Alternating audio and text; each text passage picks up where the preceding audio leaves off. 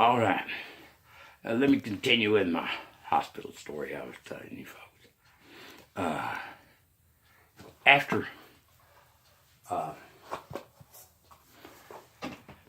after they gave me the injection of the purple medicine, and for those of you that didn't catch the first part of it, they gave me an injection of some kind of alien medicine, and it was miraculous. It was almost an instant recovery of some of my injuries, like my bruises, and my bones started to strengthen. I felt like they were strengthening, and then see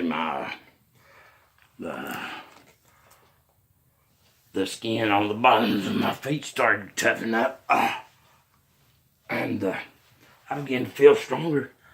So they cuffed me to a bed, but I had been swollen when I first arrived there. My legs and feet were swollen because I had caught an infection. They call it strep or something, and sepsis, that's what it was. But anyway, they were swollen and had cuts all over them and bruises. They were bad enough that they took x-rays of them, put it that way.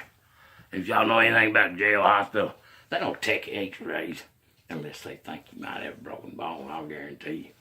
And they looked like I did, but they say I didn't.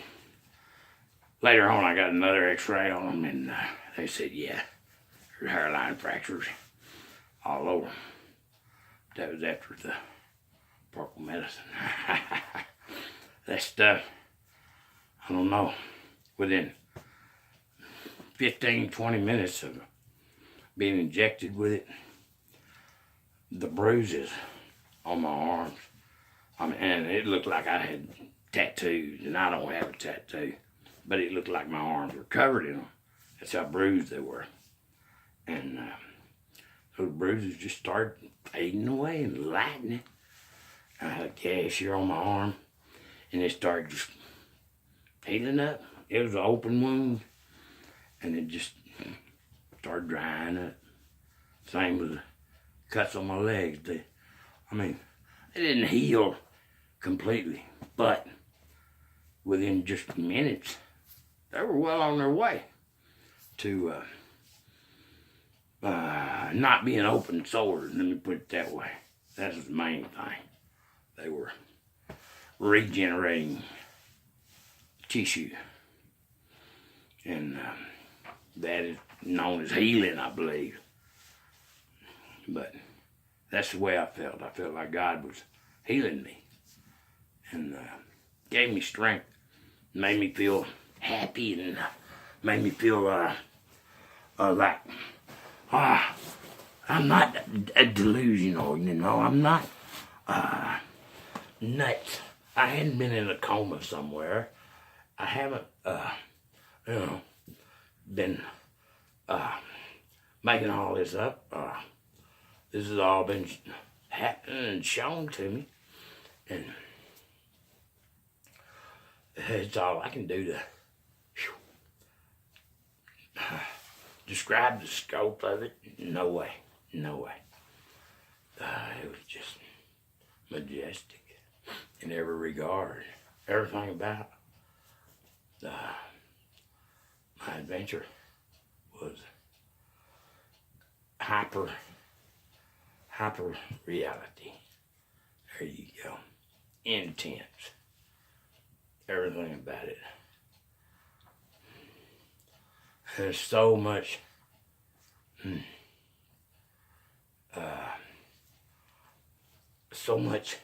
sameness to be so different.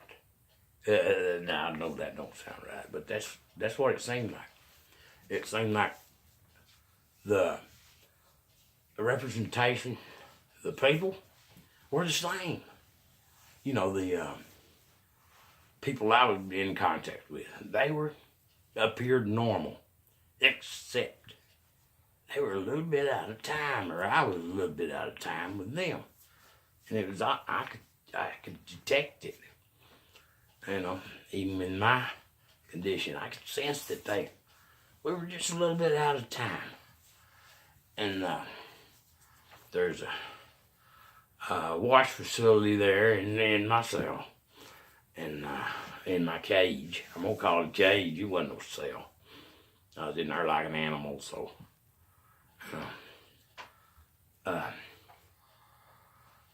So in my cage, there's a shower with what supposedly is a towel hanger deal.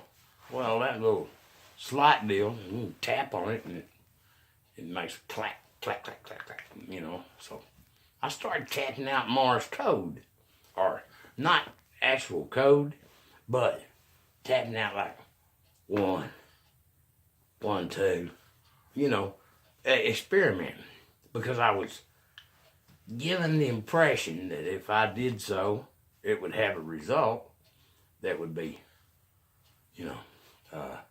agreeable to me, or be something good. So I did, and eventually I stumbled upon it somehow. I could tap once, and it stopped their motion, period. Everything stopped. All forward progress. Tap it a second time, and they would start in reverse, but their start was so gradual, you couldn't detect it for a couple of minutes. But if you tapped again, it would start them going forward again. So it took a while to figure that out, because I'd tap and it'd stop, And almost just, it just stopped. And I'd tap, and I'd think, well, they told me that'd make them go backwards. Well, why don't they go backwards? So I'd tap, tap, tap, and mess it up. And I did that for, I know, at least a couple of days. It had to be, because it was so long. And every once in a while they'd bring me a sandwich or something, But I was so hungry and so cold. Cold, my God, it must have been 50 degrees in there. And I had no clothing. I didn't even have a blanket or a man on the cot. I don't recall. I don't believe I did. I believe it was just hard service. And, but because I had just exited that tunnel, and I had been nude going through. I had shredded all my clothes, and they had fallen apart, and what I had, a shirt and pants, had just shredded up, and I lost them in the tunnel. I was not embarrassed. There was no one to observe, so it did not matter, other than I had no protection on my skin, and that was very painful. But anyway, when I got through that tunnel, and it was just like being born into that ship. It was like I passed through the birth canal of the ship and just plopped out on the floor. And I was so thrilled that I made it through. And then the guards came and got a hold of me and directed me to a cage, an enclosure where I was put, and the routine began, which was they would come wandering around and pass by, but they would never pay any attention to your condition, your desires, or no, if you were cold or if you were hungry or in pain. No, it didn't matter. They could care less. That's somebody. What you up to in there? I don't know what they did. Not much, I can guarantee you that. But anyway, I will not let that little jab get me started doing that, because that's not my intention to put them down. They do their job, I guess. They enjoy it too much, though, sometimes. I'll be back shortly.